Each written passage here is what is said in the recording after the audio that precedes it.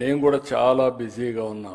Party అధ్యక్షుడిగా సీఎంగా ఉంటున్నాను. అయినా కూడా నా వంతు కర్తవ్యంగా నేను కూడా ఒక మార్గదర్శిగా ఉండాలని 250 కుటుంబాలను నేను కూడా దత్తత తీసుకుని నేను కూడా వ్యక్తిగతంగా మానిటర్ చేస్తున్నానని చెప్పి కూడా నేను మీకు తెలియజేస్తున్నా.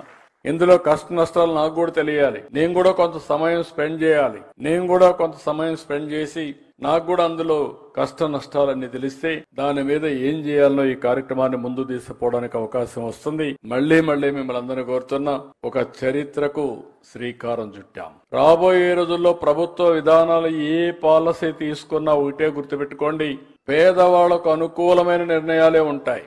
అదే సమయంలో సంపద సృష్టించాలి. సంపద సృష్టించాలంటే ఆదాయం పెరగాలి. ఆదాయం పెరిగితే గవర్నమెంట్ కి వెసులుబాటు వస్తుంది. మళ్లీ పేదవాళ్ళకి ఇప్పుడు 4,000 రూపాయలు పింఛన్ ఇస్తున్నాం అంటే చాలా మంది ఆశ్చర్యపోతున్నారు. మనలో సగం కూడా ఇవ్వడం లేదు కొన్ని రాష్ట్రాలు. ఒకటి ఆదాయం ఉండాలి, మంచి మనసు కూడా ఉండాలి. ఆదాయం లేకపోతే మనసున్నా ఇవ్వలేము. ఒకవేళ గాని మనసుండి ఇవ్వాలనుకుంటే ఆదాయం లేకపోతే పర్మిట్ చేయదు. ఈ రెండు కూడా సమాంతరంగా ముందుకు తీసుకుపోవాల్సిన అవసరం ఉంది. ఈ రెండు తీసుకుపోతూనే దాన్ని జయప్రదం చేయాలంటే స్వచ్ఛందంగా ప్రతి ఒక్కరూ ముందుకు రావాల్సిన అవసరం ఉంది. నా బాధ్యత నేను చేస్తాను. నేను ఎక్కడ మీటింగ్ పోయినా నా మీటింగ్ లో కంపల్సరిగా ఒక 2-3 బంగారు కుటుంబాలు, ఒక 2-3 మార్గదర్శకులు పెట్టుకుని మాట్లాడిస్తున్నా.